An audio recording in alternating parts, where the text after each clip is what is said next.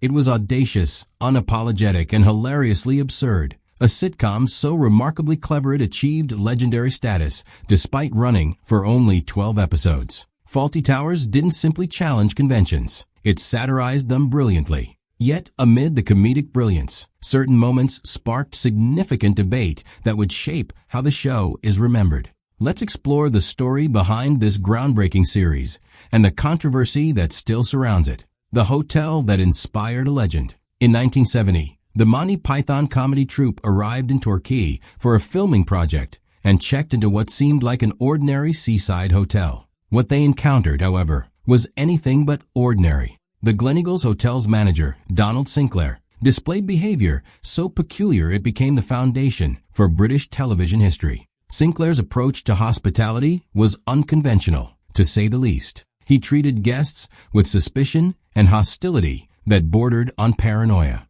When Eric Idle briefly left a briefcase in the lobby, Sinclair didn't simply set it aside. He threw it over the garden wall, suspecting it might be dangerous. When Terry Gilliam's table manners didn't meet his standards, Sinclair publicly corrected him as though etiquette violations were criminal offenses.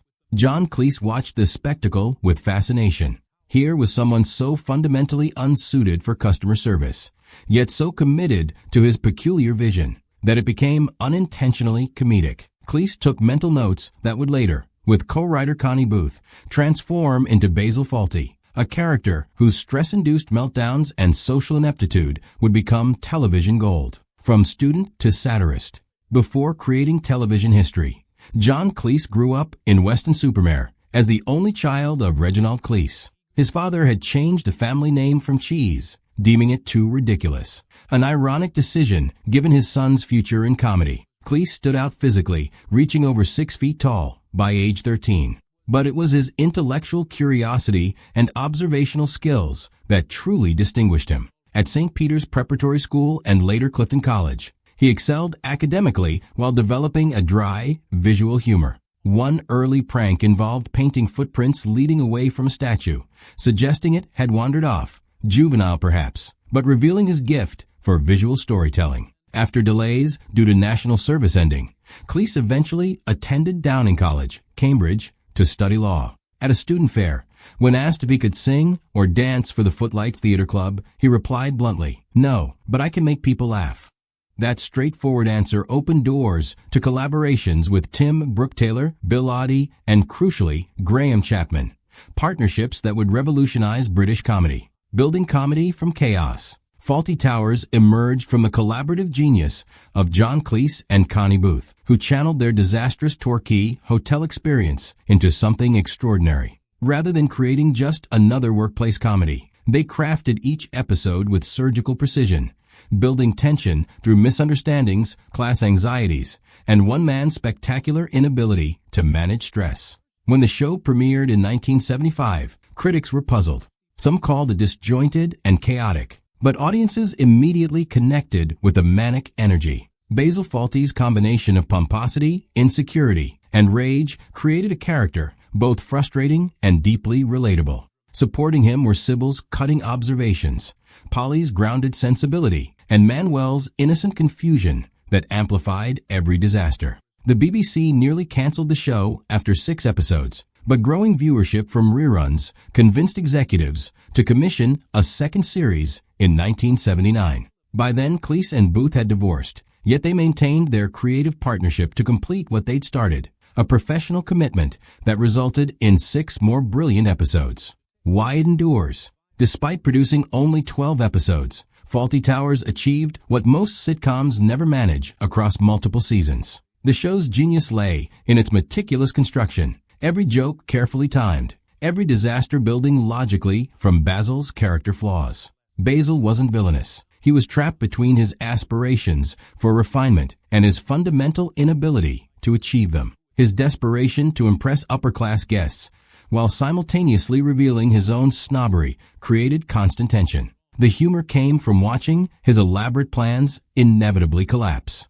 Initial critical skepticism eventually transformed into recognition. In 2000, the British Film Institute named Fawlty Towers the greatest British television series ever made. Nearly 50 years later, it remains widely quoted and referenced, proof that carefully crafted chaos has timeless appeal. The episode that sparked debate. Among the 12 episodes, one titled The Germans generated particular controversy. In this installment, Basil suffers a head injury that leaves him disoriented. When German tourists arrive, he instructs his staff not to mention World War II, then proceeds to do exactly that, spiraling into increasingly inappropriate references and even goose-stepping through the lobby. The episode divided audiences immediately. Many recognized that Basil himself was the target. His ignorance and lack of self-awareness were being satirized. The humor came from exposing his foolishness, not from the historical references themselves.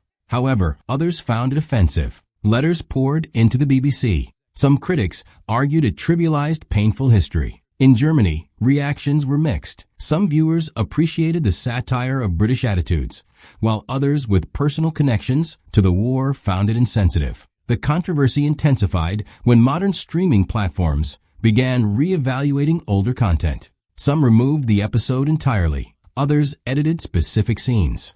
This sparked new debates about censorship and whether the satire was being misunderstood. John Cleese defended the episode vigorously, arguing that satire isn't meant to be comfortable. In his view, the jokes targeted British obsessions with the war and Basil's stupidity, not Germans themselves. Basil was never portrayed as heroic. His plans always backfired. His attempts at control always failed. The episode remains both celebrated and debated, a reminder that bold comedy often generates consequences alongside laughter. Behind the scenes, creating Fawlty Towers required significant personal sacrifice. Cleese and Booth maintained their professional collaboration despite their marriage ending. Prunella Scales transformed herself completely into the commanding Sybil, drawing inspiration from observing authoritative women in real life. Andrew Sachs endured actual physical hardship, including being struck with a real frying pan in early takes and suffering minor burns during fire scene. Yet he never complained, fully committed to making Manuel both lovable and unforgettable. The cast's dedication, combined with brilliant writing, created something that transcended typical sitcom formulas. The tension, teamwork, and willingness to push boundaries resulted in a legacy that continues influencing comedy today. What came after? Post Fawlty Towers, the cast pursued diverse paths. John Cleese expanded into film, becoming a global comedy figure, while remaining outspoken about modern sensibilities. He announced plans for a 2024 reboot with his daughter Camilla, though reactions have been mixed. Connie Booth left entertainment entirely, pursuing psychotherapy instead, finding peace away from the spotlight. Prunella Scales continued acclaimed work before facing vascular dementia in recent years. Andrew Sachs remained active until his death in 2016, having made Manuel one of British television's most cherished characters despite the physical toll. The question of revival. Can a show so rooted in 1970s sensibilities succeed today? John Cleese seems determined to try, but whether a reboot captures the original's magic remains uncertain. What's undeniable is that the original 12 episodes remain untouched, a perfect encapsulation of comedic brilliance that defined an era and continues inspiring new generations of viewers. The legacy of Fawlty Towers isn't just in the jokes, but in proving that chaos, when expertly crafted, becomes timeless art.